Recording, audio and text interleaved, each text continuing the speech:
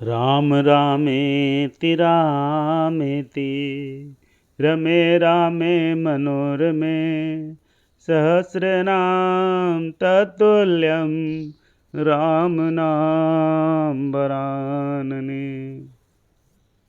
नमस्कार, सुप्रभात, राम राम। आज हम रामनवमी उत्सव के बारे में जानेंगे। राम और कृष्ण भारतीय संस्कृति के आधार स्तंभ और भारतीय जनता के निष्ठा केंद्र हैं। राम और कृष्ण के रंग से भारत जितना रंगा हुआ है, उतना दूसरे किसी रंग से रंगा हुआ नहीं है। प्रत्येक भारतीय के हृदय पर उनका प्रेम शासन अभी भी चल रहा है। राम हमारे जीवन में ओत प्रेत होकर एक रूप हो गए हैं। राम हमारे जीवन में ओत प्रोत होकर एक रूप हो गए हैं। भारत के देहातों में दो व्यक्ति रास्ते में आमने सामने मिलते हैं, तब परस्पर हाथ जोड़कर राम राम या जय राम जी की कहते हैं। राम राखे उसे कौन चाखे, इन शब्दों में भगवान की रक्षा शक्ति में मानव का दृढ़ विश्वास प्रतिबिंबित होता है। राम राखे ऐसे रहो, इन शब्दों में सच्चे भक्त की समर्पण वृत्ति की झलक दिखाई देती है। प्रभु विश्वास पर चलने वाला मानव कार्य या संस्था के लिए राम भरोसे शब्द का प्रयोग हमारे यहाँ प्रचलित है। घट घट में राम बसता है, यह शब्द समूह ईश्वर की सर्वव्यापकता का दर्शन कराता है। किसी भी सुव्यवस्थित और संपन्न राज्य व्यवस्था के लिए राम राज्य शब्द पर्याय हो गया है। इस तरह राम हमारे समग्र जीवन व्यवहार में ओतप्रोत हो गए हैं। मर्यादा पुरुषोत्तम श्री राम का जन्म चैत्र सुदी नवमी के दिन दोपहर के 12 बजे हुआ। जलती हुई दोपहर और चिलचिलाती धूप में श्री राम का जन्म हुआ। जीव और जगत जब आधि व्याधि और उपाधि से तप्त हो जाते हैं, तब उन्हें शांति और सुख देने के लिए प्रेम, पवित्र और प्रसन्नता के पुंज प्रभु राम जन्म लेते हैं। राम का जन्मोत्सव भारत में जगह जगह धूमधाम से मनाया जाता है, क्योंकि उनके जन्म से और जीवन से सारे राष्ट्र को मननीय मार्गदर्शन प्राप्त हुआ है।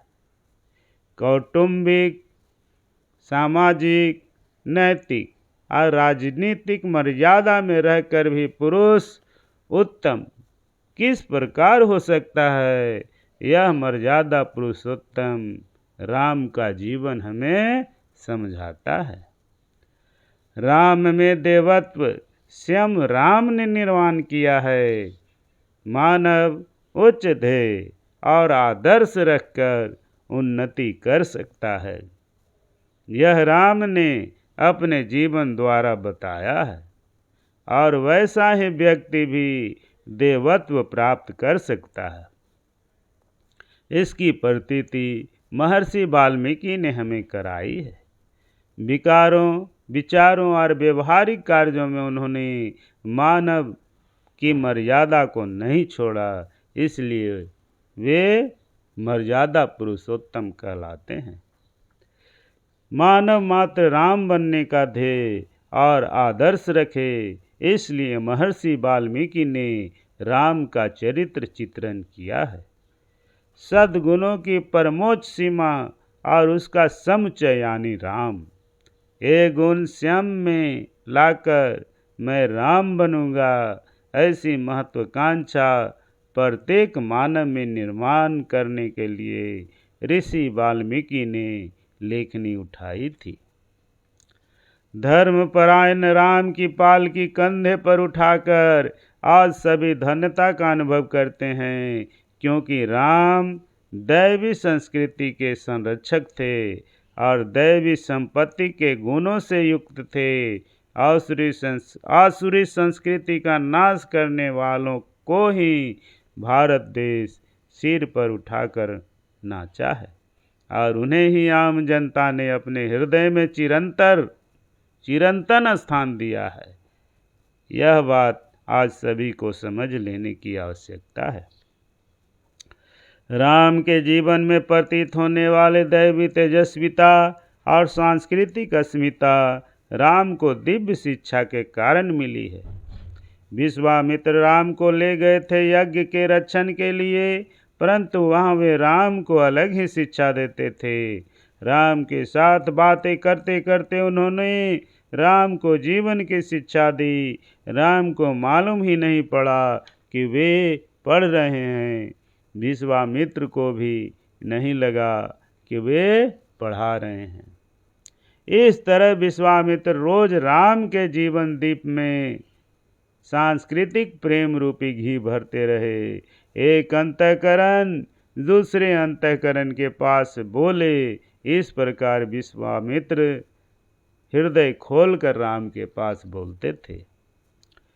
राम के जो सद्गुण थे उनको भी आज के दिन समझ लेना चाहिए।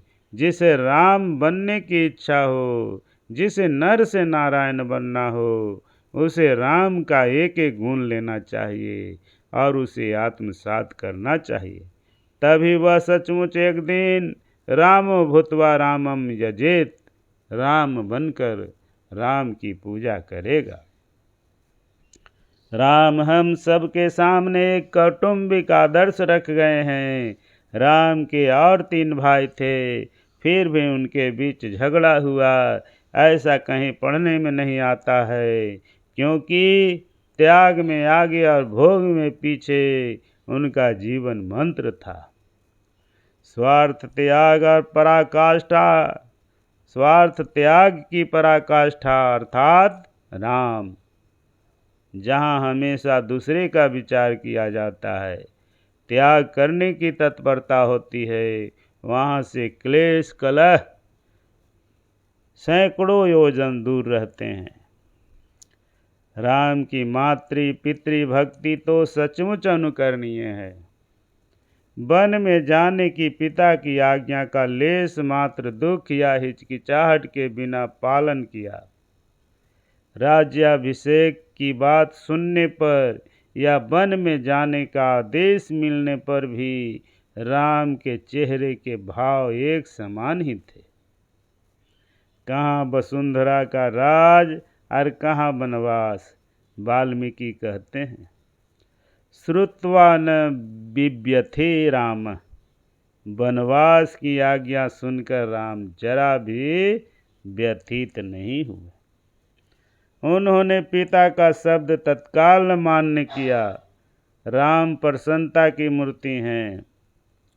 प्रातःकाल में 4 से 7 बजे तक के समय को राम की स्मृति में राम प्रहर कहा जाता है।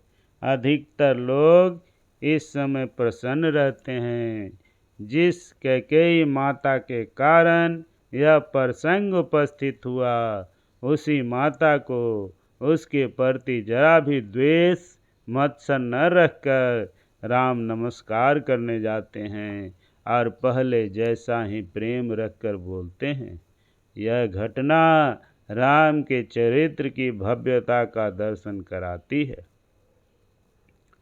राम सुग्रीव की मैत्री भी आदर्श थी। राम सुग्रीव की मैत्री भी आदर्श थी। तेरे जैसा मित्र क्वचित ही हो, ऐसा राम सुग्रीव को कहते हैं। एक दूसरे की शक्ति का ज्ञान पूर्ण रीति से जानने वाले राम और सुग्रीव एक दूसरे का काम उमंग से करते हैं।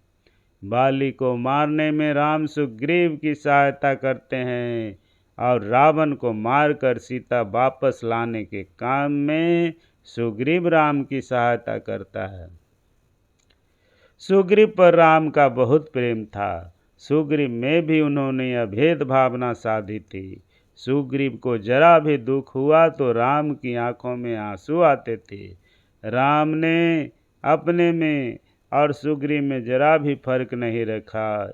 इसलिए राम जब सरजू में प्रवेश करते हैं तब किष्किंधा से सुग्रीव दौड़ कर आता है और राम के साथ सरजू में प्रवेश किया।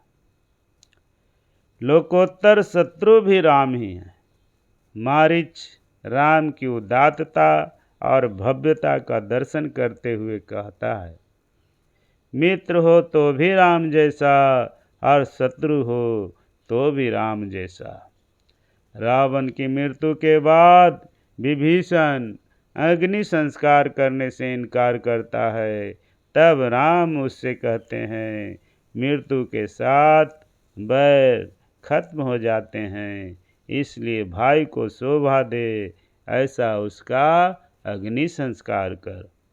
तू नहीं करेगा तो मैं करूँगा। वह जैसा तेरा भाई है वैसा ही मेरा भी भाई था।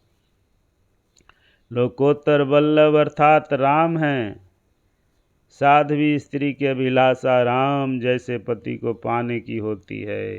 राम का अलौकिक अमर्याद प्रेम सीता पर था। उस प्रेम गीत से रामायण भरी हुई है। राम द्वारा सीता का त्याग करने के कारण कई लोग सीता के प्रति राम के प्रेम के संबंध में संदेह करते हैं, परंतु वह अयोग्य है। राम राजा थे। राजा होने के नाते प्रजा का विश्वास संपादन करना उनका प्रथम कर्तव्य था। इस दृष्टि से राजा के नाते राम ने रानी सीता का त्याग किया है, न कि पति ने पत्नी का। दाम्पत्य धर्म राजधर्म के बीच खड़े संघर्ष का राम ने योग्य उत्तर दिया है। राम ने अगर पत्नी का त्याग किया तो वे यज्ञ के समय दूसरी स्त्री से विवाह करते, परंतु राम ने ऐसा नहीं किया और स्पष्ट भाषा में कहा, राम के हृदय सिंहासन पर एक ही स्त्री का स्थान है और वह स्त्री है सीता। अंत में सीता की सुवर्ण प्रतिमा बनाकर उन्होंने यज्ञ किया। सीता भी जन्म जन्मांतर तक पति के रूप में राम की ही अभिलाषा करती थी। इस दृष्टि से राम का सीता त्याग आत्म बलिदान की उच्चतम भावना का प्रतीक है। राम को अपनी जन्मभूमि बहुत प्रिय थी। बाली को मारने के बाद किष्किंधा का राज वे सुग्रीव को दे देते हैं और रावण को मारने के बाद लंका का राज विभीषण को दे देते हैं। ये देश सुंदर थे, लेकिन राम को उनका न लोभ हुआ और न मोह हुआ। दुर्लभम भारते जन्म, जिस भूमि में जन्म दुर्लभ है उस भूमि में जन्म मिलने पर उसकी महत्ता कौन समझाएगा। राम के उपासकों का यही काम है। रामनवमी के दिन इस कार्य के लिए कटिबद्ध बने। मानव मात्र को प्रेरणा और प्रोत्साहन देने वाले सागर जैसे गंभीर, आकाश जैसे विशाल और हिमालय जैसे उदात्त श्री राम के जीवन का विचार करके उनके गुणों को जीवन में लाने के लिए, उनके विचारों तथा संस्कृति को समाज में टिकाए रखने के लिए कृत निश्चयी बने। तभी रामनवमी सच्चे अर्थ में मनाई गई, ऐसा कह सकते हैं। राम रामेति रामेति रमे रामे मनोरमे सहस्रनाम तत्तुल्यम राम नाम वरानने।